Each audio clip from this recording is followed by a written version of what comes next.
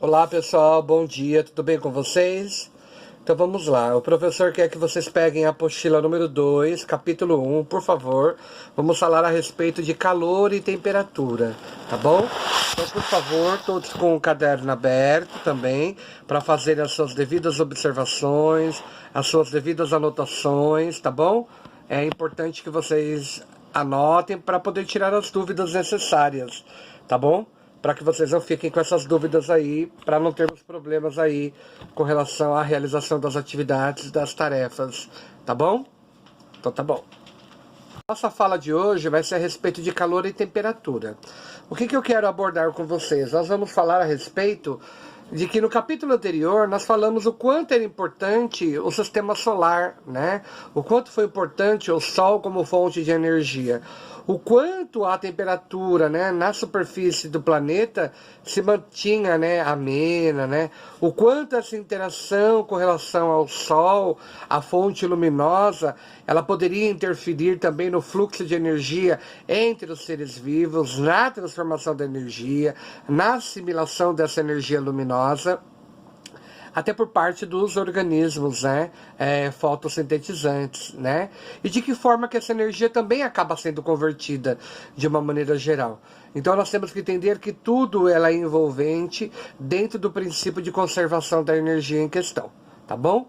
E aí, a gente sabendo com relação a isso, a essa energia química, né, a fonte de assimilação, e como esse calor ele pode ser dissipado, nós vamos conseguir entender um pouquinho melhor, tá? As estruturas em questão. Porém, neste capítulo, ele é um capítulo um tanto quanto delicado, no sentido de entendermos que agora a gente muda um pouquinho, né, esse foco.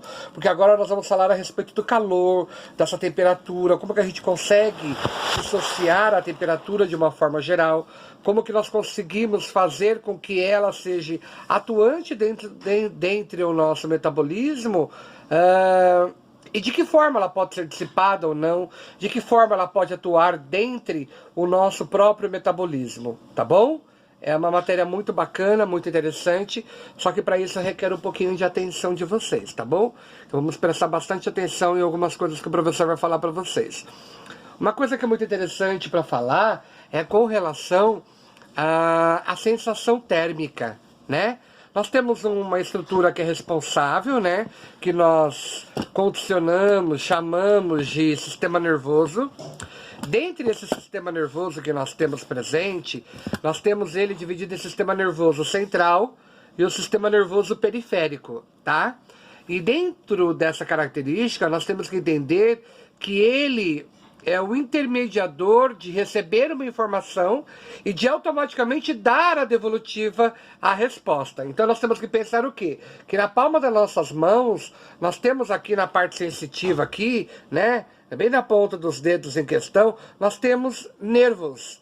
Esses nervos a gente pode chamá-los também de neurotransmissores. Então vou dar um exemplo.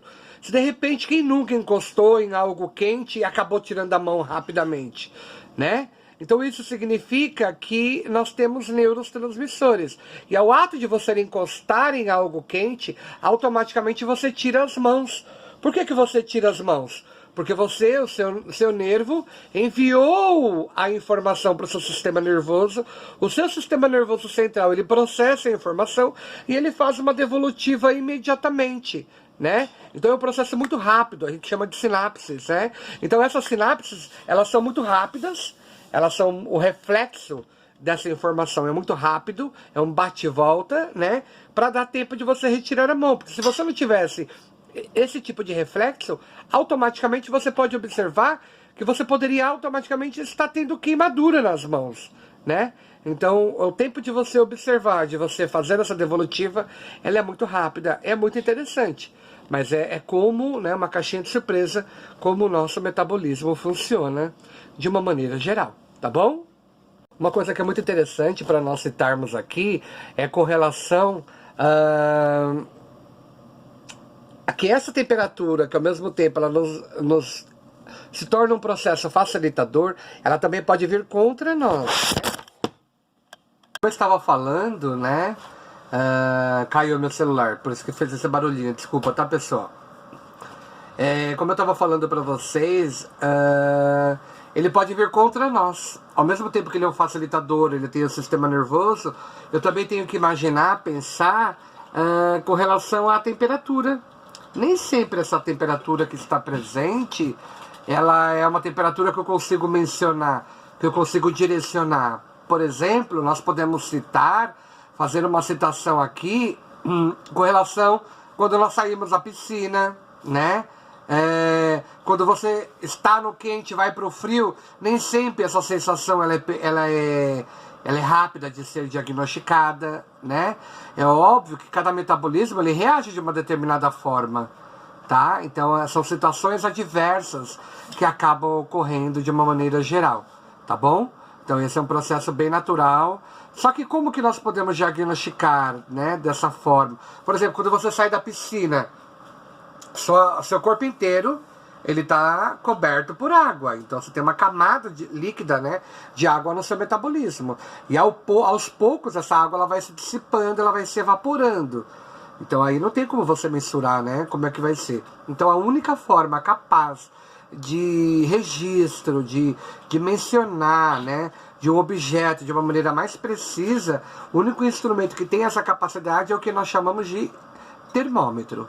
O termômetro é o único capaz que pode ser um facilitador para nós com relação à parte de sensibilidade, de sensações térmicas, tá bom? Pessoal, agora nós vamos trabalhar com a característica do termômetro. O que nós vamos pensar a nível de termômetro? Nós temos que pensar em dois conceitos básicos: a dilatação térmica e a contração térmica. Todo tipo de material, geralmente quando ele é levado a uma alta temperatura, ele tende a aumentar. Então nós chamamos aí de uma dilatação térmica. E conforme ele vai ficando frio, conforme você tira ele daquela elevada temperatura, ele diminui, né? Ou seja, é uma contração térmica aí, tá? Então uma coisa é aumentar a temperatura e outra coisa é eu diminuir essa temperatura, tá bom? Então, aumentando, eu tenho uma dilatação térmica. Diminuindo, né? Aí eu vou ter uma contração térmica, tá? Eu acho que são dois conceitos bem básicos aí, que deu para todos vocês entenderem, né? Nós temos que pensar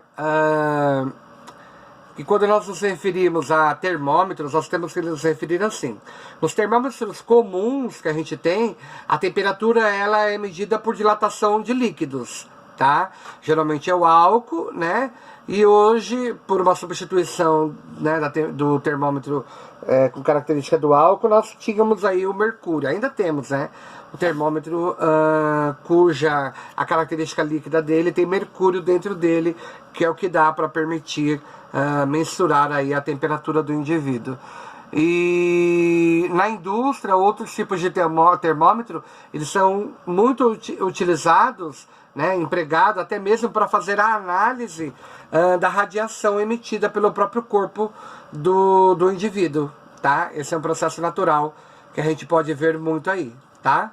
Nós temos que pensar que nós temos o termômetro chamado termômetro de coluna líquida. Esse termômetro de coluna líquida, ele é utilizado tanto em laboratório como também para mensurar laboratório para medir a temperatura de substâncias químicas, como também é utilizada para poder medir a nossa temperatura do corpo, tanto nossa, seres humanos, como também de animais, tá bom? Características básicas que nós podemos fazer como forma de citação, nós podemos citar a respeito, falando da extremidade, né, inferior desse termômetro, tá? A extremidade inferior desse termômetro, ele forma um recipiente chamado bulbo, tá? Anote esse nome. Na extremidade inferior do termômetro, ela se chama bulbo, tá? Ela contém um líquido nesse bulbo em si, tá? Conectado ao bulbo há um tubinho bem fino de vidro, que é o que nós chamamos, né, de capilar. Tá? Então nós temos essas duas características básicas que nós não podemos deixar passar, que é o bulbo e o capilar, tá bom? Deu para entender até aqui, tá? Na realidade, pessoal, a mensuração da temperatura do objeto, ela só vai se dar Só vai se valer a partir do momento que eu coloco em contato o objeto com o bulbo, tá? Aí depois de um tempo a gente espera, né, que essa temperatura se iguale à temperatura do objeto, né? Aí que eu consigo ter a mensuração de maneira adequada, tá? De alguma forma a temperatura do objeto, tá? Se de alguma forma a temperatura do objeto é mais alta do que a do termômetro, né, ele transfere o calor ao vidro, né, e ao líquido. E aí então, como resultado final, eles se aquecem, tá bom?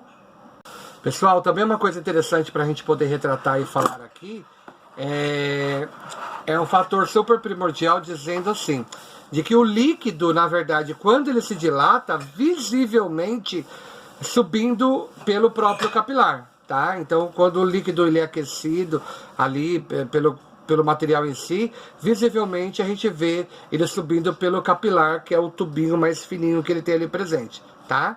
Se a temperatura do objeto ela é mais baixa, é o termômetro que vai transferir o calor ao objeto. Então o líquido ele vai se contrair e vai descer pelo próprio capilar, tá bom? Outra coisa que a gente poderia citar aqui para poder falar é que o objeto e o termômetro eles atingem a mesma temperatura. O líquido que se estabiliza, tá, em determinada altura do capilar, tá? Acontece a dilatação do capilar, tá?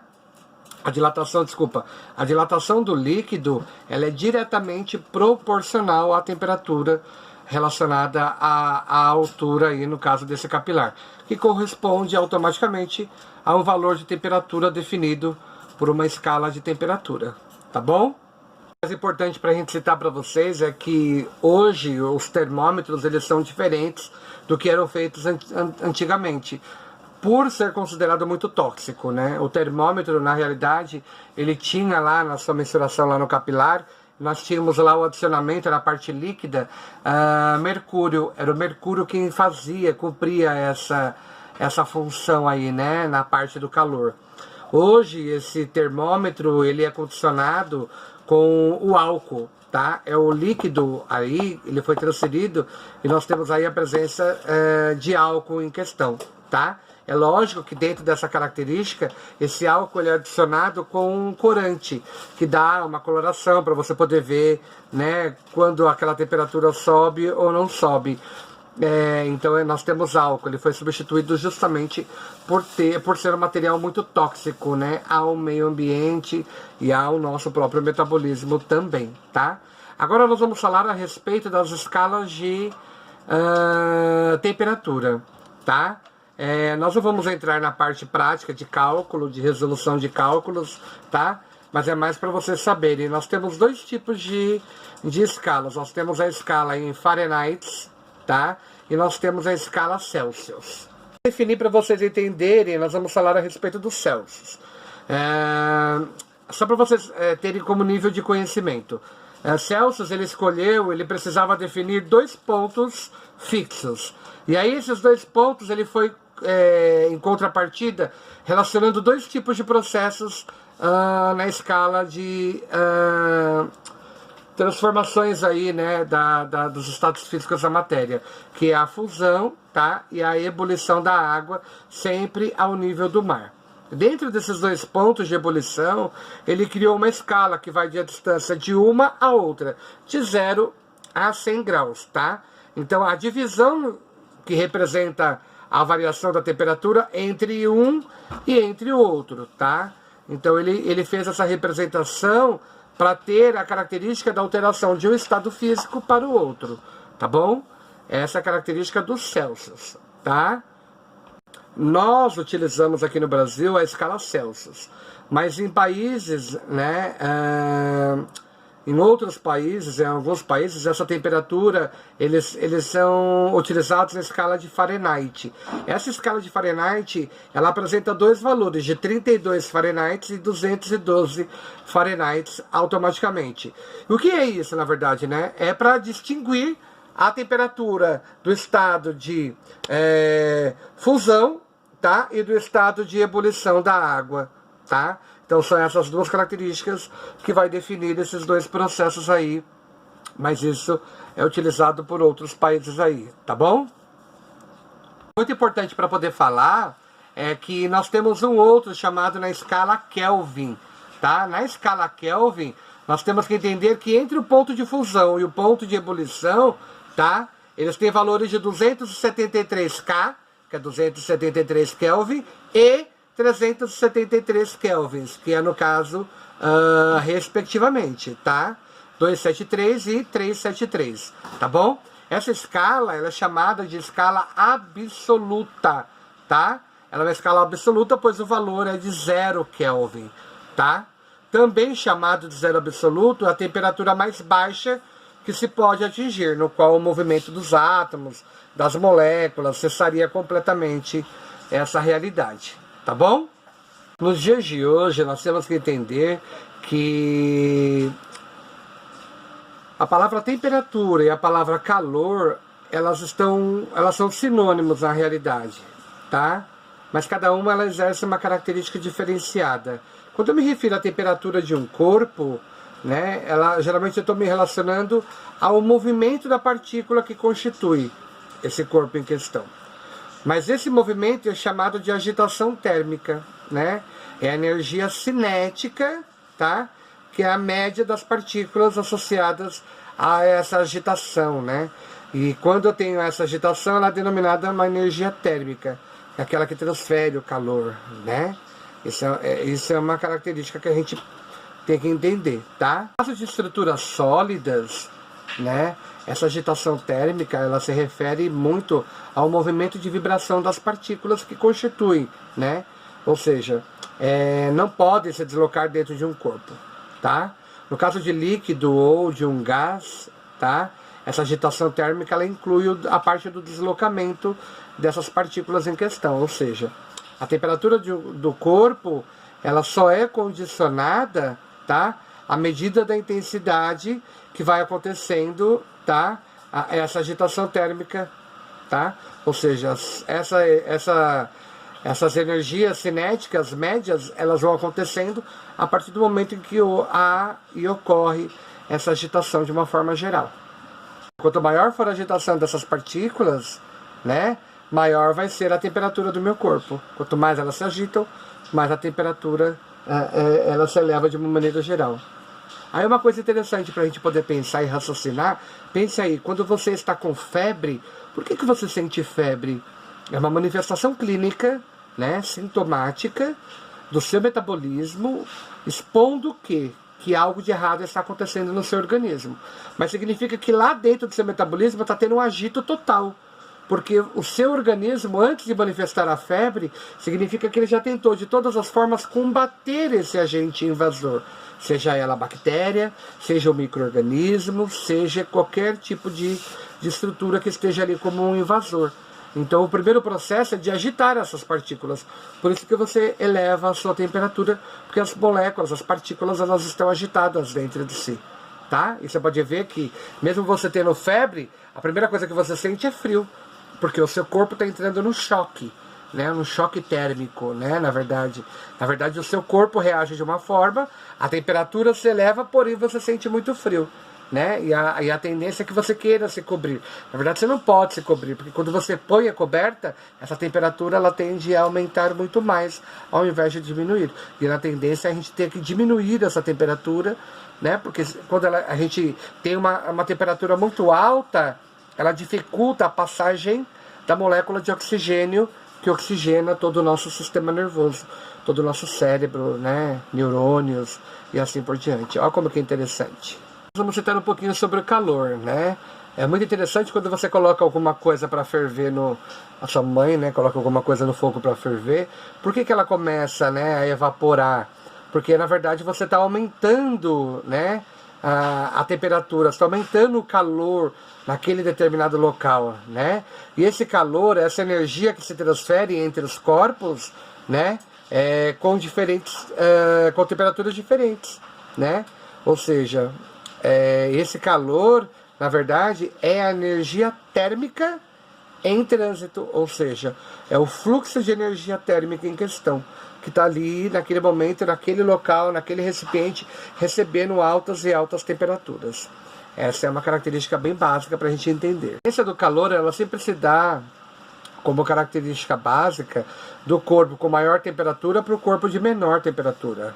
Esse é um processo básico, né, para a dissociação dessa temperatura, para a dissipação dessa temperatura de uma forma geral, tá? Coisa interessante para a gente pensar, né, quando a gente fala de calor aí, é uma técnica muito bacana, né?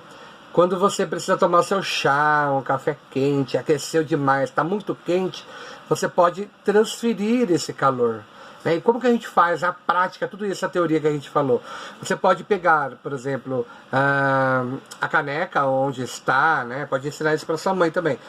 Pega a caneca, pega a vasilha onde está a água, o chá, e assim por diante. Não façam isso, porque vocês não podem fazer, tá? Porque é perigoso. E aí a mãe, na hora que estiver conduzindo, você fala para ela: mãe, vamos transferir o calor.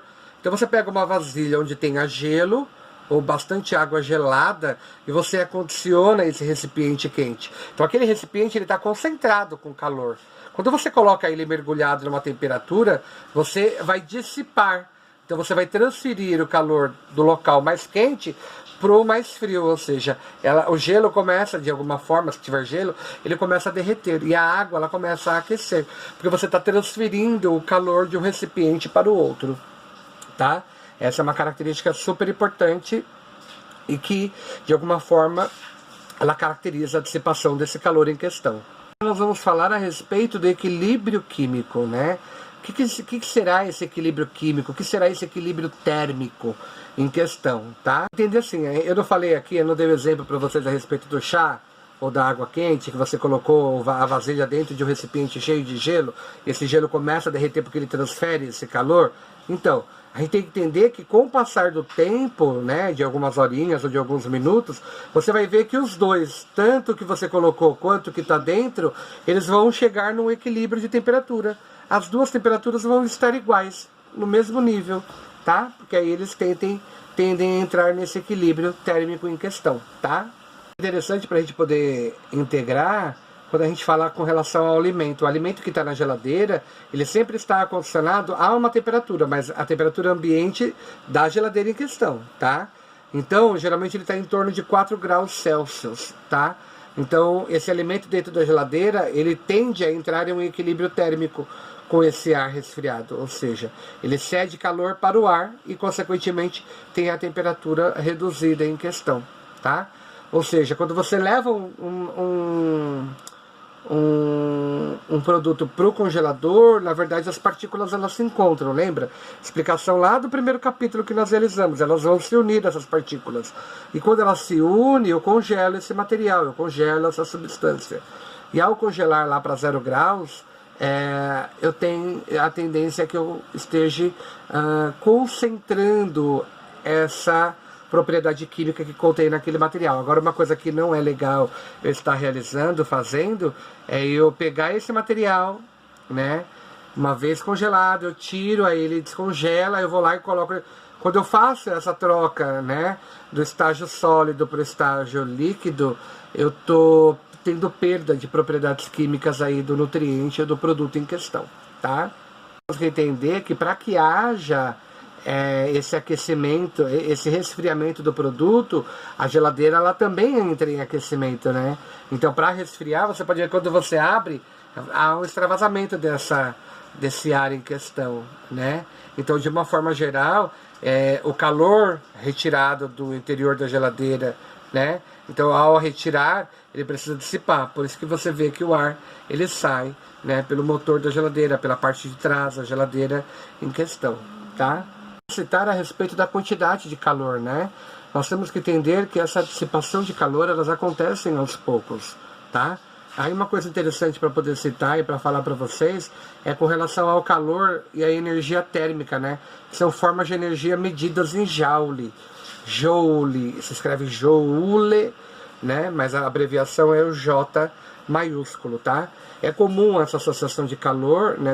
Dessa quantidade de calor ao valor de energia em trânsito, ou seja, essa energia que está sendo movimentada em todo momento, ela na realidade é a parte térmica, né, o calor em questão, tá? Coisa muito interessante para falar que é a respeito do calor específico. De repente você está fazendo uma carne no forno, junto com batata. Todo o material que está ali no forno, ele vai sair com a mesma temperatura. Por isso tem que observar só a seguinte questão. Bem rápido para vocês entenderem. Quando eu retiro, dá a impressão que um material está com uma temperatura e que o outro está com outra temperatura. Na verdade, eles estão com a mesma, tá? Só que cada um tem um calor específico, tá? Então ele tende a diminuir a temperatura com um tempo mais lento. Mas na verdade eles saem com a mesma temperatura. Só que eu tenho uma especificidade de um calor de um material, de um produto e de um outro, tá bom? Essa é a característica de calor específico, tá bom? Definirmos, né, o calor específico, ele nada mais é do que a quantidade de calor que 1 grama de um determinado material recebe ou ele cede, né, para que essa temperatura se altere além de 1 grau Celsius, né? Ou seja, a capacidade que ele tem de se alterar ou não se alterar, ou seja, é algo específico daquele material, daquela característica em questão. Interessante se vocês acompanharem na página número 20.